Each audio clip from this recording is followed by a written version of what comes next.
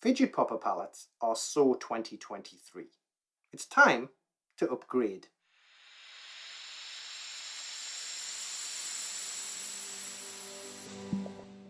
Let me guess, you spent 2023 scouring the world for a decent white coloured fidget popper as a paint palette and either ended up buying a multicoloured one where you can't even see the colour of the paint you put in, or you just gave up.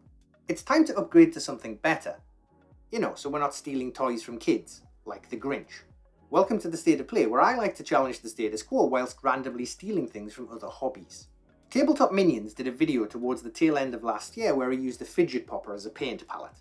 I admit to watching that and slapping my brow in an oh my god, why didn't I think of that moment. Having two kids, I have fidget poppers lying all over the house, but they aren't the right kind, colour or shape I was comfortable using, and I'm not fighting my kids for a pink and purple unicorn shaped paint palette.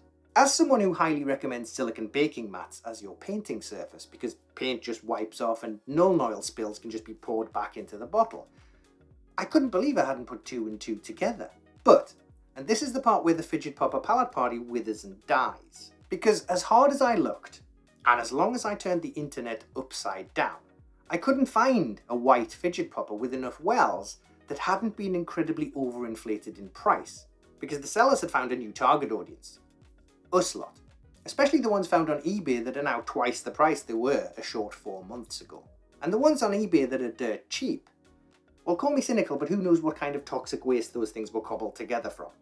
I know many of you just threw caution to the wind and bought up all the multicoloured rainbow poppers and then discovered that once you put your paint in there, you had absolutely no idea what the colour was. Speedpaints and Contrasts aren't exactly renowned for looking like their final colour when slopped together into a small puddle. And even when putting in normal acrylics or washes, the Party Pooper Popper palette made the hues look all wrong. And if, like me, you often mix colours together, then the kibosh was well and truly boshed. Add to that after you'd added a couple of drops of paint, that single popper pot was full, so forget about adding any substantial quantity of medium to thin these out into washes or glazes. However, the initial concept was, and is, still an utterly fantastic idea. Kudos to Uncle Adam, but I think we can improve it for 2024, and this is what I came up with.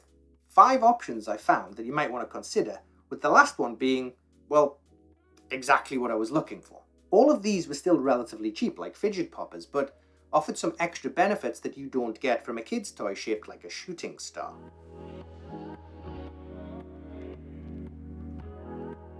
Okay, this was number 1, and it was a bit of a failure because the product description said it was silicone, but when it arrived, only half of it actually was silicone, and that part had holes in it. Good old Amazon, 5-star reviews bought and paid for, coupled with descriptions that might as well have been written by a nearsighted 6-year-old whose illiterate mother dictated the words.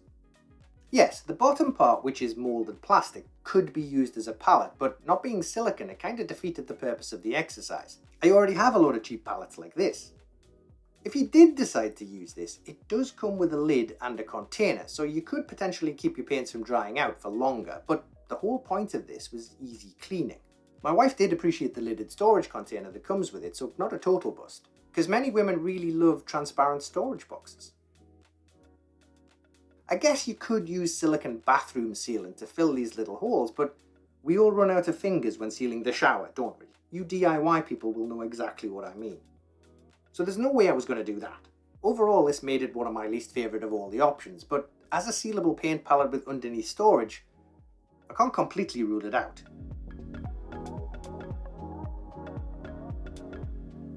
Again, this is an ice cube tray, but all the wells are square, properly squishy and bendy with 36 holes to splash in your paint. They're much larger, meaning you can get in a huge amount of paint, medium and water into this.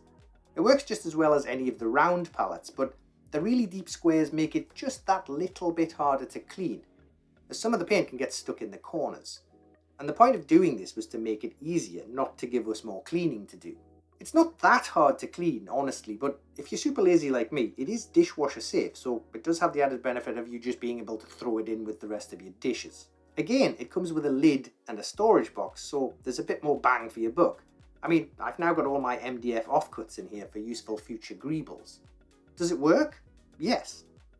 Is it the best option? No, let's move on.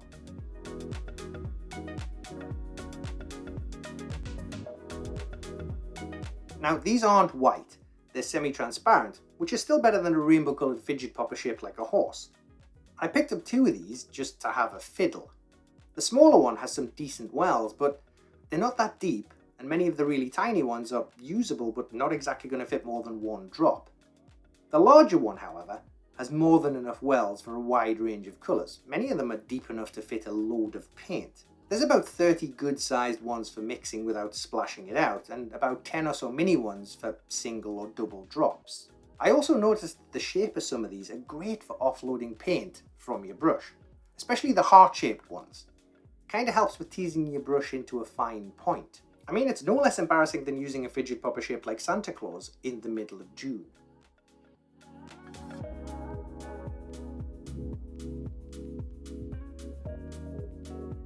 Now this is it. This is the one. Now it did take much longer than the others to ship, from China I think, but this is by far the best alternative.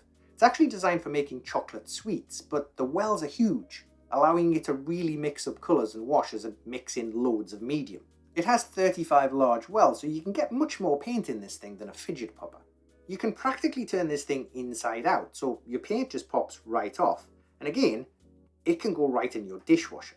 And you can even roll this thing up and shove it right out of the way. So if you use Speedpaints and Contrast type paint regularly and want somewhere for your washes and your metallics, and you can't find a non-rainbow fidget popper that works for you, or really don't want to paint your tiny soldiers or monsters using a palette shaped like a frog, go and have a look at silicone food moulds. As we're speaking about palettes, there is a bonus item I wanted to throw into this video that might have gotten a bit lost in my paint thinning video, and that's this: flat Lego. 2023 was also the year of the dry brush palette, and I know many of you went ahead and glued a load of leftovers and sprue parts, texture paint and greebles onto a surface to make a dry brush palette. Because we all know that kitchen towel sucks all the moisture out of your brush and makes everything more chalky. At least we should. That's literally what kitchen towel is designed for. I was far too lazy to make my own palette, and like my leftovers for use on bases and terrain, so I wasn't going to waste it gluing it to a perfectly usable kitchen tray. So I just raided my kid's Lego box, sprayed it black on one side and white on the other, and used this as a dry brush palette. I mean, it has all the raised areas you could ever need already built right in. And I found that you can buy not really Lego, but Lego compatible big flat squares on Amazon for quite cheap. Just pick up a set of these, prime a bunch of them in different colours, and you've got yourself a ready-made dry brush palette with no effort whatsoever. In fact, if you've got any Lego kicking around at all, you can glue on even more pieces to give you more edges and surfaces to brush on. Now I haven't sprayed this, it's just an example. I do not want to face the wrath of my kids for ruining their Anna and Elsa Frozen Castle set. Now, I say this often on my channel, but I'll reiterate. When you're looking around for hobby tools or items to help you, try to boil the item down to what it'll do and don't get fixated on a specific item. Think silicone palette, not fidget popper. Think rough surface, not time-sucking dry brush palette gluing. We all now raid the makeup aisle in stores. Let's start a movement and raid the cooking and baking aisle too. Let's leave the kids' toys to the kids, because anyone who's ever experienced an hour-long tantrum will know exactly what I mean. I'll be adding these to the video description and to my website, which you can find at thestateofplay.co.uk. I've now moved most of my hobby links to my site to make the description box less of a big job, so you can find a load of products and links to useful stuff I use every day. Many thanks to my fantastic patrons who make most of this weird experimentation possible. And I'll catch you guys next time. That's the State of Play for today.